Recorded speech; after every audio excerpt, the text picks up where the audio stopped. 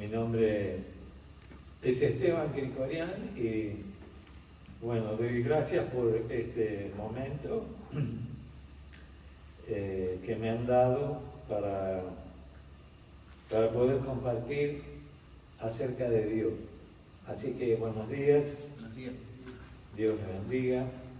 Amén. Y vamos a mirar un poco el pasado, el pecado del pasado, para poder ser enseñados, ¿no? No voy a hablar del pecado de nosotros, del pasado de Israel. Así que vamos a hacer una mirada así panorámica de las cosas que pasaron. Israel cautivo, muriendo en Egipto, con opresión, niños varones tirados al río, órdenes de Faraón, esclavitud a latigazos, a muerte, no sabemos, por falta de vigor, falta de comida o lo que sea, pero bajo un régimen de muerte. Y Dios decide sacarlo, ¿no? Y le damos mucho énfasis a cosas, a Moisés, ¿no? En el caso es el hombre elegido por Dios.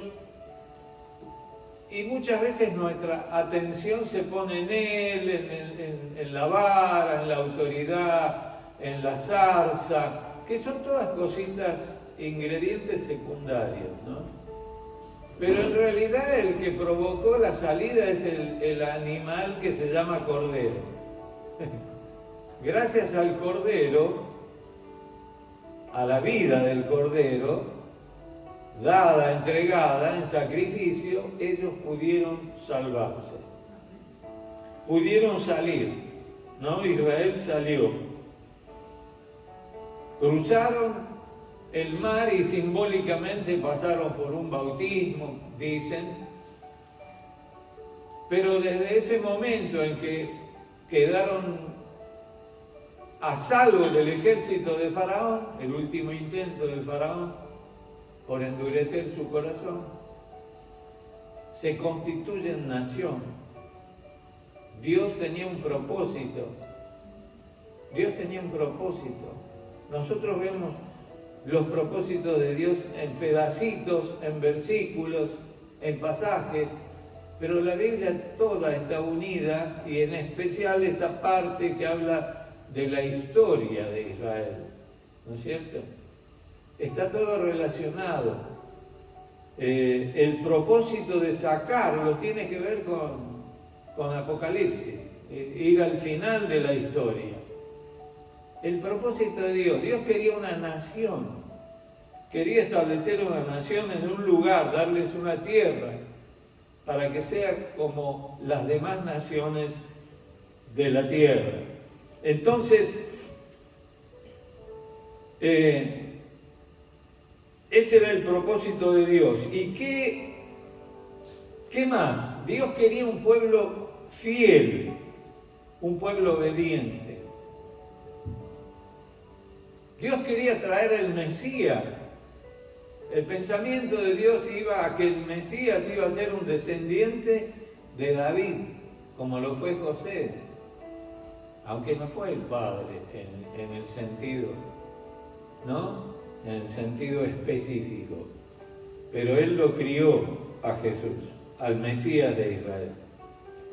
Pero Dios quería un pueblo para sí que lo amara. Que lo amara. Y ahí está el centro de esto que quiero compartir.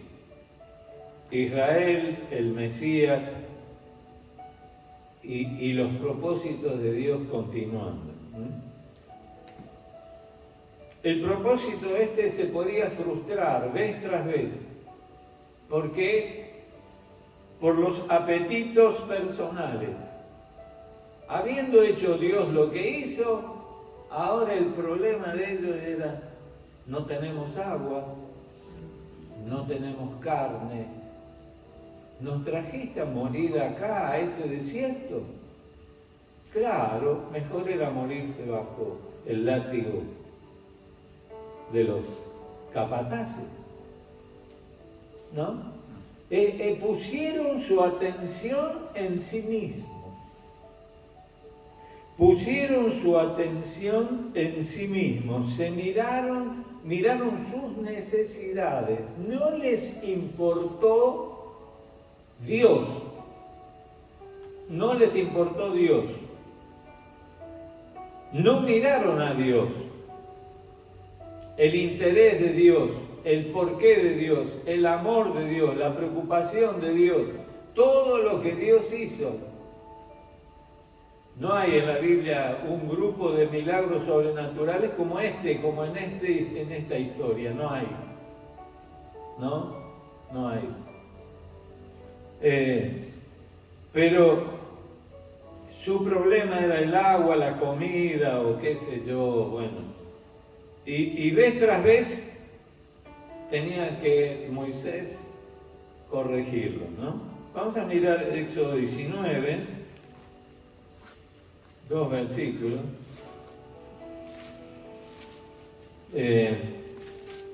3 a 6.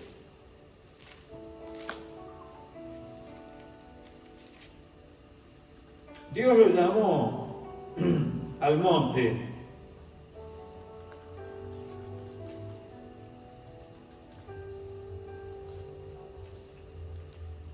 Anunciarle esto al pueblo de Jacob. Declararle que esto al pueblo de Israel: ustedes son testigos de lo que hice en Egipto y de que los he traído hacia mí. Miren esa palabrita, hacia mí, como sobre alas de águila. Si ahora ustedes me son del todo obedientes y cumplen mi pacto, serán mi propiedad exclusiva entre todas las naciones, aunque toda la tierra me pertenece. Pero ustedes serán para mí un reino de sacerdotes, una nación santa. Deciles esto a los israelitas. Un pacto, Dios establece un pacto. ¿Qué tenían que hacer? Obedecer a Dios. ¿Qué iba Dios a hacer?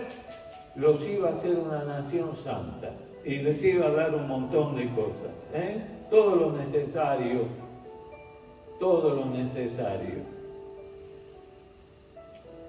Versículo 20, los 10 mandamientos.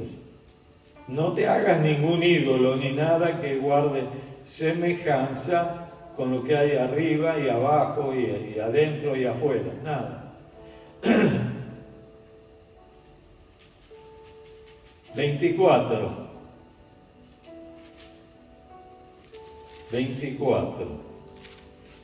del 7 al 11.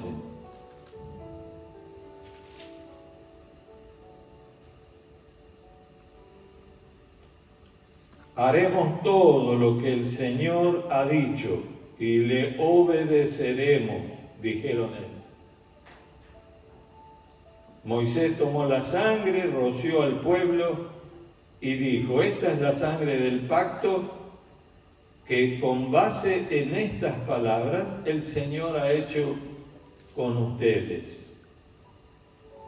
Moisés, Aarón, Nadab, Abiú y 70 ancianos de Israel subieron y vieron al Dios de Israel. ¡Wow!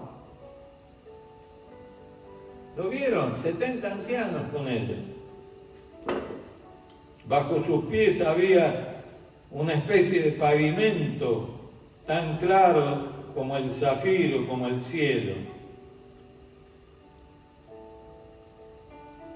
Y a pesar de que estos jefes lo vieron, siguieron con vida, pues Dios no alzó su mano contra ellos, ¿no?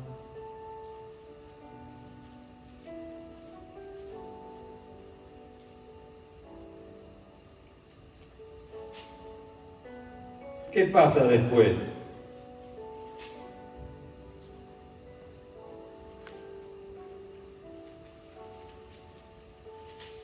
Capítulo 32. Esta parte donde Dios le dice sube, y acá en el 32, miren, pasan unos cuantos capítulos, pero en el 32 ahora baja, está en la misma escena. Ahora baja, dice, baja porque hay problemas abajo. ¿Qué habían hecho? Un becerro de oro. Y estaban ahí en fiesta, celebrando que ese becerro lo sacó de Egipto. Algunos insinúan que eran como una orgía. No lo sabemos, pero bueno, no es claro, no está claro. Tampoco interesa mucho. Y pasado el tiempo, en los tiempos previos a la aparición del Mesías, en los tiempos de los profetas, Jeremías, miren lo que dice, cómo fue cambiando todo esto.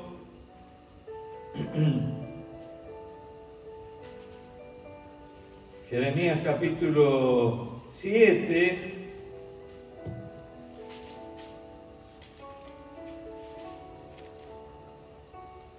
...21...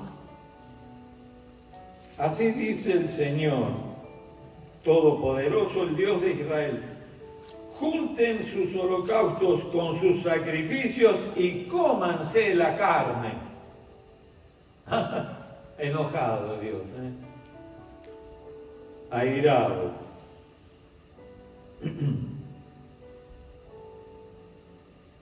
En verdad, cuando yo los saqué de Egipto a sus antepasados, no les dije nada de holocaustos ni de sacrificios. Lo que sí les dije fue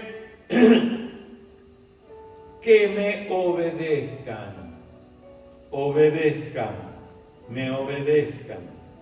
Así yo seré su Dios y ustedes serán mi pueblo. No hay ninguna nación, ninguna persona que podría recibir semejante declaración, semejante ofrecimiento de que Dios sea mi Dios y yo sea su hijo, su pueblo. Conduzcanse conforme a todo lo que les ordené, pero ellos no me obedecieron. No me obedecieron, ni me prestaron atención. Noten esas palabras, ni me prestaron atención. Son palabras que normalmente no las tenemos en cuenta, sino que siguieron los consejos de su terco corazón y malvado. Fue así como, en vez de avanzar, retrocedieron. Desde el día en que salieron de Egipto los antepasados de ellos, no he dejado de enviarles día tras día mis servidores, los profetas. Con todo, no me obedecieron ni me prestaron atención. Se obstinaron y fueron peores que sus antepasados. Bueno, 31. La gente de Judá ha hecho el mal que yo detesto. Profanaron la casa que lleva mi nombre e instalaron ídolos ahí. Construyeron el santuario pagano de Tofet en el valle de Ben-Hinnom para quemar a sus hijos y a sus hijas en el fuego, cosa que jamás ordené ni me pasó por la mente. Tremendo. ¿Cómo pudieron llegar a esto? Decimos nosotros. 8, 40 del 4 al 6.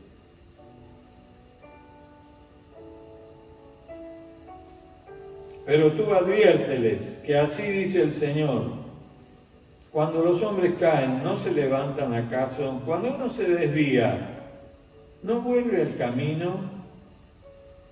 ¿Por qué entonces este pueblo se ha desviado? ¿Por qué persiste Jerusalén en su apostasía? Se aferran al engaño y no quieren volver a mí. No quieren volver a mí. He escuchado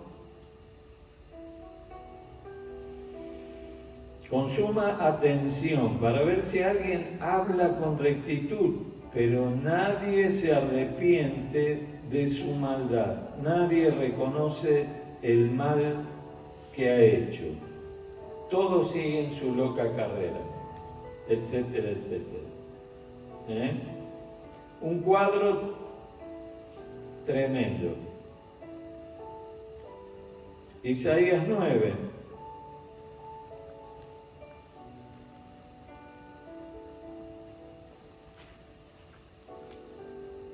Isaías 9 del 1 al 3. Y a pesar de todo no habrá más penumbra para la que estuvo angustiada.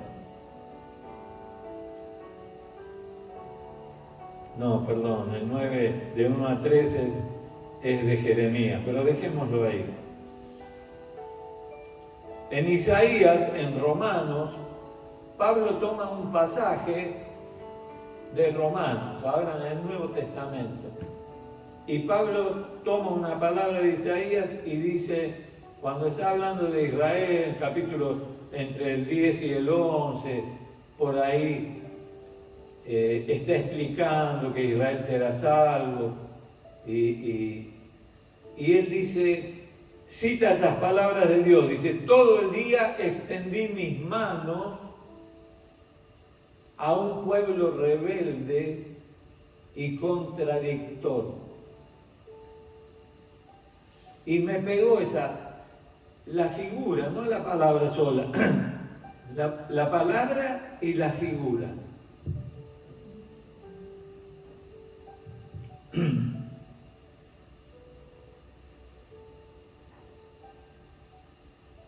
Todo el día extendí mis manos. Luego de eso ellos se centraron en los tiempos de Jesús en la religión. El templo, las cosas del templo, mientras iban al templo estaba todo bien, mientras hacían los rituales estaba todo bien, tenían sacerdote, ¿no? Tenían reglamentos, tenían rituales y todo bien. Pero todo estaba centrado en la religión. En la religión. Dios estaba ahí. Vos escuchás ahora en este tiempo a los rabinos y te hablan de Moisés, te hablan de Abraham, que fueron, que vinieron, que bajaron, que subieron, pero Dios casi no lo menciona. Dios es la figurita o la lucecita prendida allá en el fondo. Ellos hablan de Abraham y lo ponen allá arriba, Moisés, ellos tienen esa idolatría de los antepasados, ¿no? Y Dios casi ni se menciona, no le dan a la gente el pensamiento de Dios, la persona de Dios, no, es todo lo que ellos como judíos, como religiosos hacen, lo que festejan, cómo cumplen con la comidita, con las cositas, los detallitos, la velita, todo el ritual pasa a ocupar el lugar de Dios. Nosotros ahora, la aplicación, ¿tiene aplicación? esta historia? Nosotros. ¿Qué hacemos nosotros? Hay de todo, lógicamente, no podemos generalizar, pero todo lo que hacemos, ¿tenemos en cuenta a Dios solo como el que nos da? ¿Solo eso? Y ponemos la atención en necesito ser sanado, necesito ser aliviado, liberado, ayudado, necesito.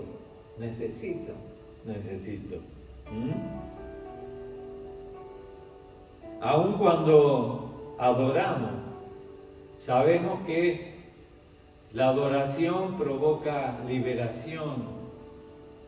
La adoración hace que nos salgamos de nosotros mismos y pongamos nuestra atención en Dios.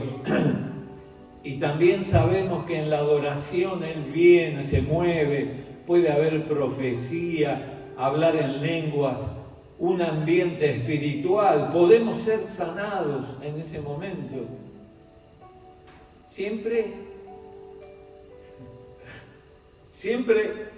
nosotros. El dame, ¿no? Como dijo alguno. Dame. Pero la adoración es para Dios. ¿Para qué ponemos música o músicos? David instaló la música ¿para qué? Para adorar a Dios. Para adorar a Dios. ¿Por qué? ¿Por lo que nos da? Sí. Pero más por lo que Él es. Por lo que Él es. Por lo que Él hizo en mí.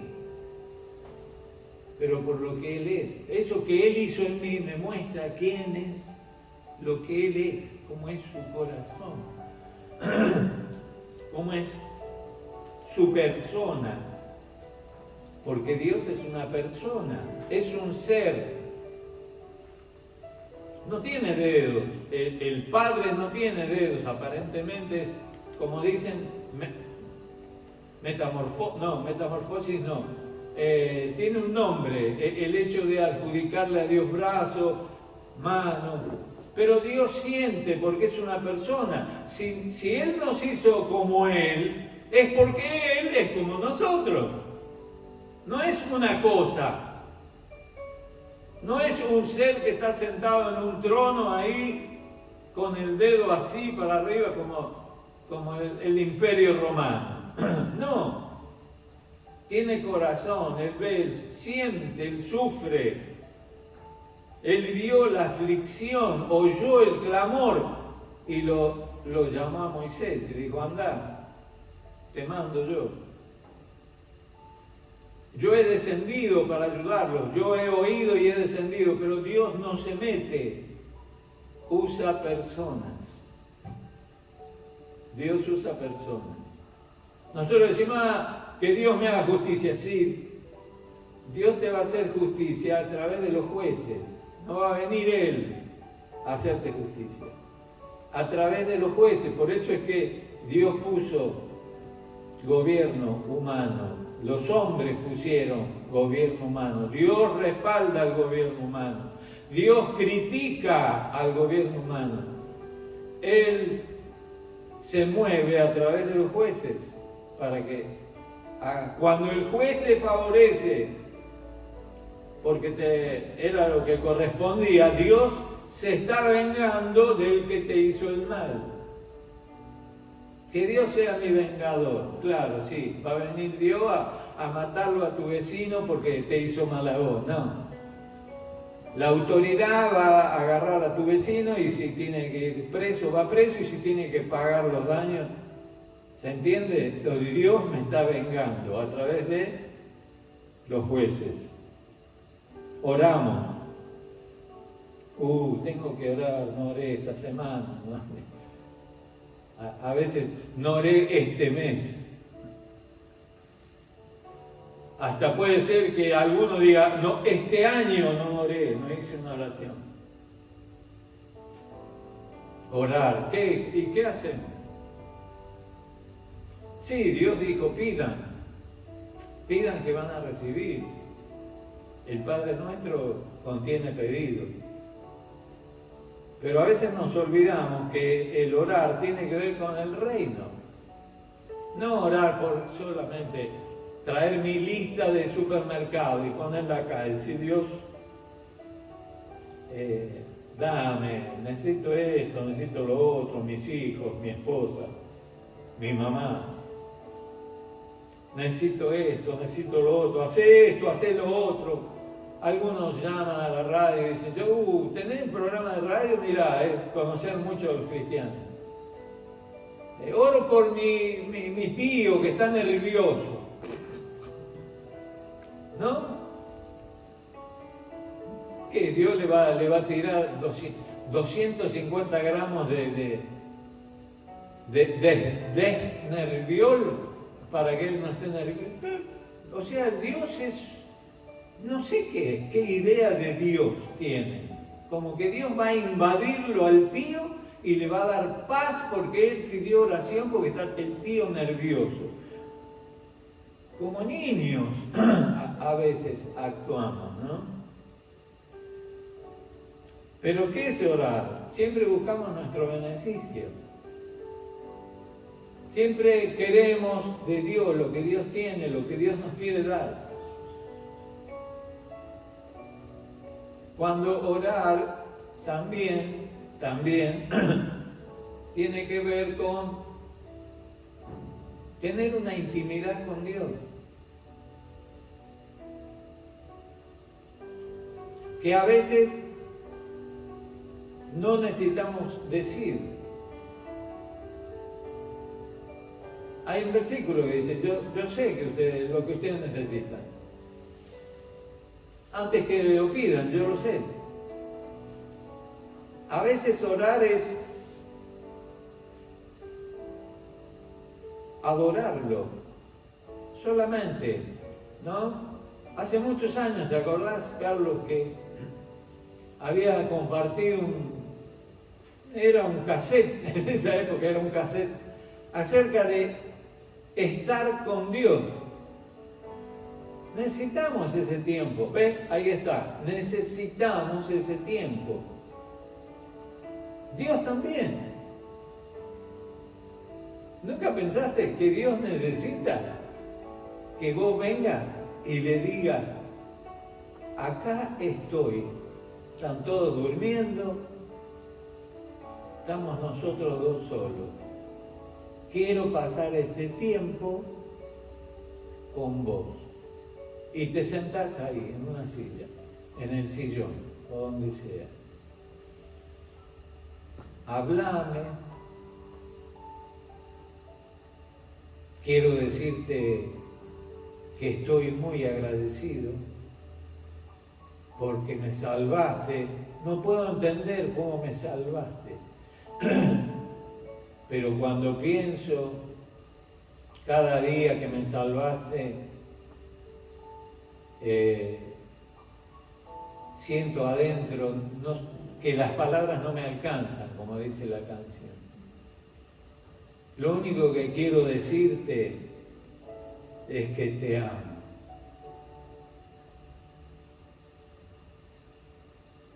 Te amo. Sos lo mejor que me ha pasado en toda mi vida. Y hoy voy a leer, voy a estar acá sentado con vos y voy a leer. Y leen. Agradecemos, nos vamos a dormir. Otro día no decís nada, no voy a decir nada, me voy a quedar acá. Y yo sé que vos estás acá. Yo sé que vos estás acá adentro.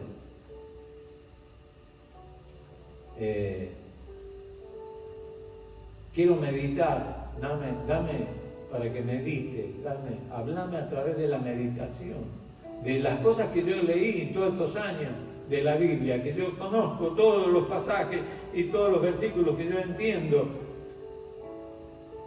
Haceme meditar, ayúdame a meditar. Quiero estar en tu presencia.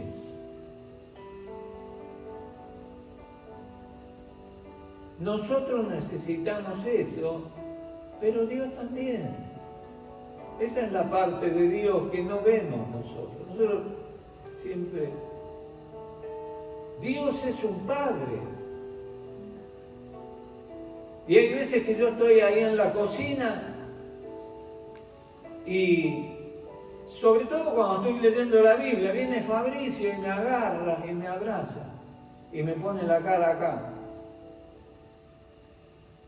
Y bueno, ¿qué pasó con Boca? Me decía. Él tiene a Boca acá, ¿no? Es Boca, ¿no? Viene alguien a casa y dice, soy de Boca, le dice. Como si ser de Boca es un valor para él. Bueno, y me abraza, o a veces me dice papito, y yo me siento bien. O cuando mi hija me dice, te amo, papito. Entonces, cuando damos, también pensamos muchas veces, Dios te va a devolver, Dios te va a multiplicar. ¿Qué pensamos cuando damos? O damos para aparentar, pero tenemos que dar porque Dios quiere que demos. Dios dice que tenemos que dar, que tenemos que ser generosos.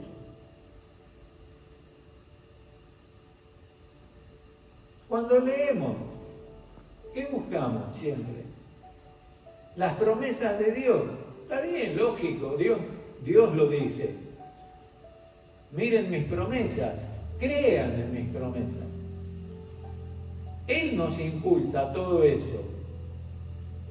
Pero más que lo sobrenatural de la Biblia, también tenemos que leer lo que a Él le desagrada, lo que le entristece, como hemos visto ahora.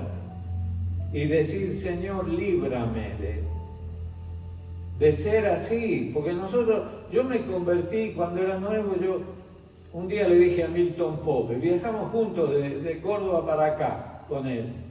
Y nos encontramos en el aeropuerto, fue así accidental. y en un momento estábamos acá en la ciudad ya y yo le decía, ¿cómo puede ser que esta gente no entendía, ¿no? Por los judíos? Y ahora pasaron un montón de años, 40 años, y a veces yo pienso lo mismo de los nuestros, de los cristianos. ¿Cómo puede ser que no entendamos? Y me incluyo yo. ¿Cómo puede ser que yo no entendí esto que está acá? Hace 40 años que lo leo, recién ahora lo entiendo. Si lo hubiera sabido años atrás. ¿O por qué nadie me dijo?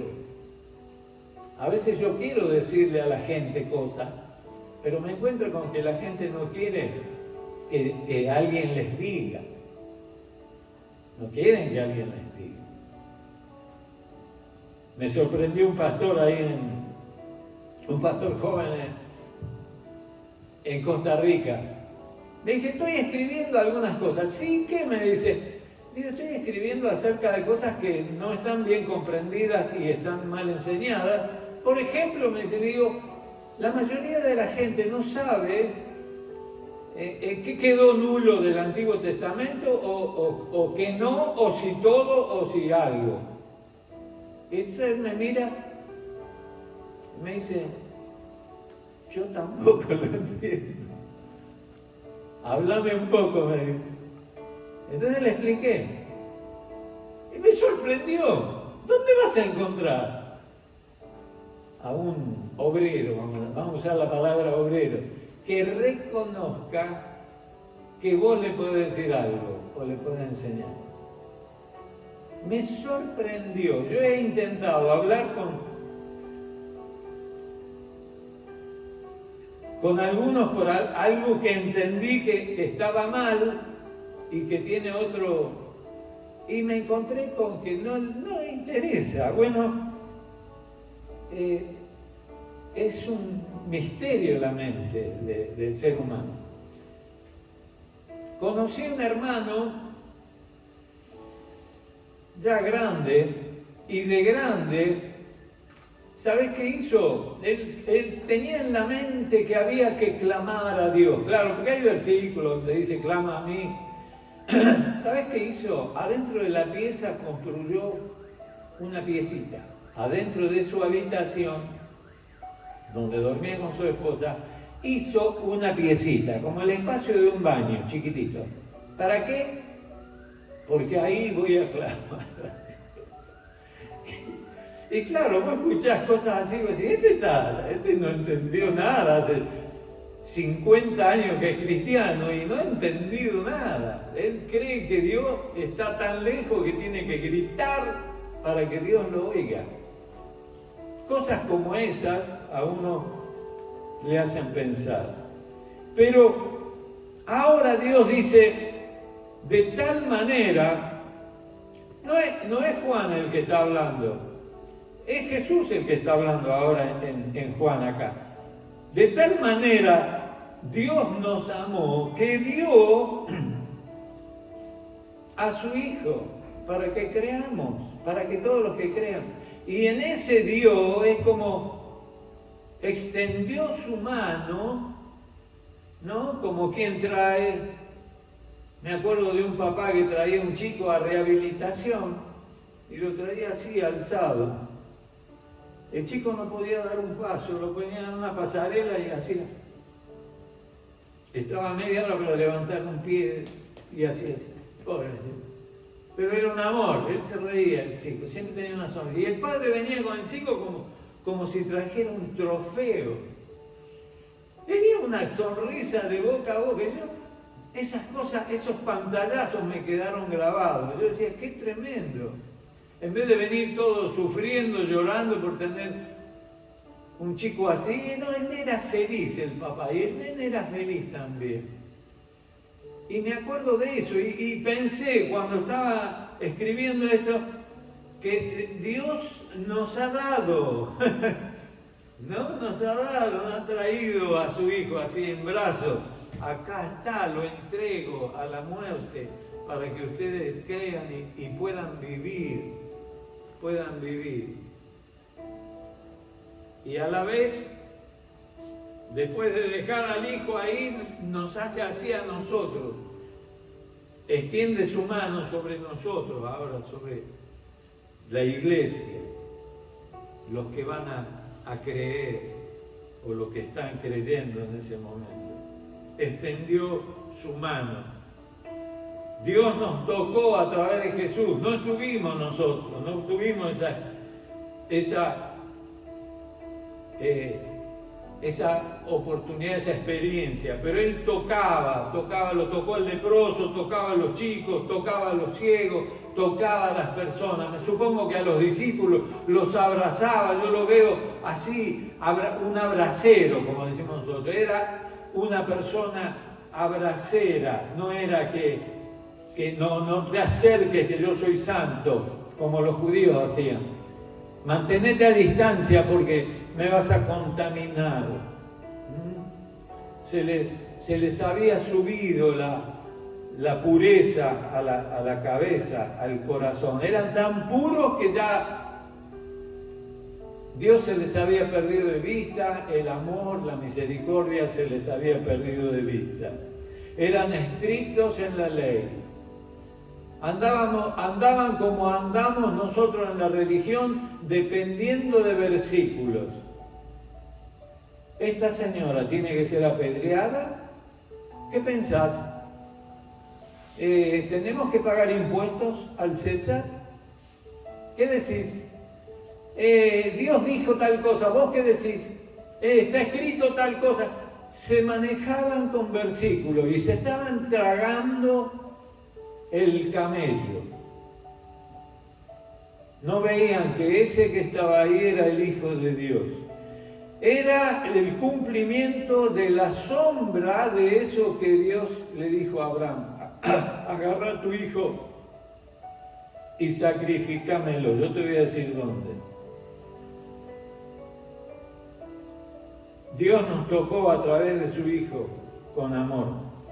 Dios pide ser amado. Amarás al Señor, me amarás a mí, amarás al Señor, me amarás a mí, es más directo, con todo tu corazón. Dios es un ser, necesita también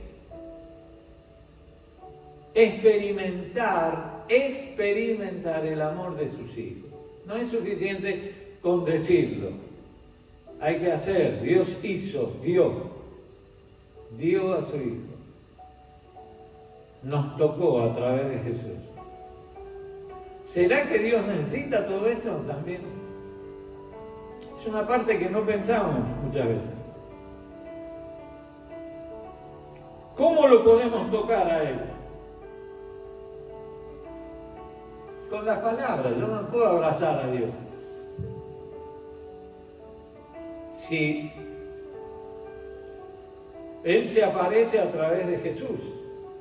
Jesús es la parte visible, palpable de Dios.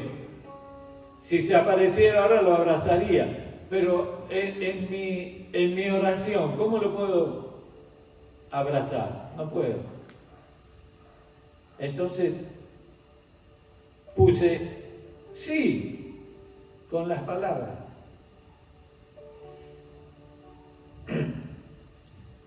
Vine aquí a estar con vos este tiempo. Sí, te pido que defiendas a Ucrania. Estamos mirando cómo está el mundo. No sabemos cómo orar por esas cosas, pero defendé a los ucranianos, porque ellos fueron los invadidos. Mirá lo que está pasando. Vos sabés lo que está pasando en Sudán, la gente se tiene que escapar con lo puesto y andan por ahí, no tienen agua, no tienen comida, no tienen techo, no tienen nada y están ahí por los caminos. Que alguna nación, que algún grupo los ayude, les den comida. ¿Qué más podemos orar? No sabemos cómo orar por estas cosas. Sí, oramos por eso, oramos por las misiones, oramos por la iglesia. ¿Cómo? Como Pablo oraba, que crezcan, que maduren, que dejen de ser niños. A veces oramos, hacemos cosas, inflamos un montón de palabras y no decimos nada.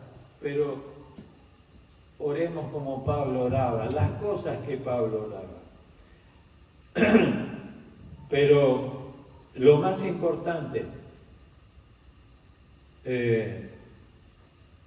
quiero decirte una vez más, ya te lo dije ayer, te lo digo ahora, te amo, Señor, con todo mi corazón. Vos sos lo más importante de mi vida. Y cosas como estas. Nunca experimenté cuando me salvaste algo parecido. Nunca lo experimenté. Porque no hay ninguna otra cosa profunda. Y cuando más te conozco, más te amo. Más grande es mi amor. No dudamos de que Él nos amó. Pero toquémoslo con nuestro amor.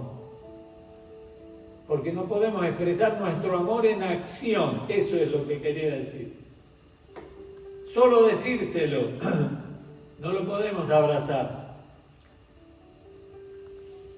Cuando creo que recibí el bautismo, pero no hablé en lenguas, en una reunión en Flores, en la parte de arriba, en las gradas, pasó algo que no me acuerdo bien como para detallarlo, pero lo que sentí fue un deseo de abrazar a todos los hermanos, de ir y abrazarlos. Los veía como si a cada uno los veía como a Jesús, como si fueran Jesús. y los quería abrazar. Y después, con el tiempo, entendí, cuando la Biblia habla de un bautismo de amor, era eso, un bautismo de amor. Entonces ese deseo de abrazar, de tocar. En Córdoba teníamos una tía que te pellizcaba. Gritaban los chicos de dolor porque los pellizcaba, pero era el amor que ella sentía, era una forma de expresar su amor por nosotros. Y bueno, ese es el mensaje esta mañana. No es una gran oratoria, no son muchos pasajes bíblicos, no es mucha historia, sino que es algo íntimo, que es lo que necesitamos, esa intimidad con Dios para decirle a Él cuánto lo amamos.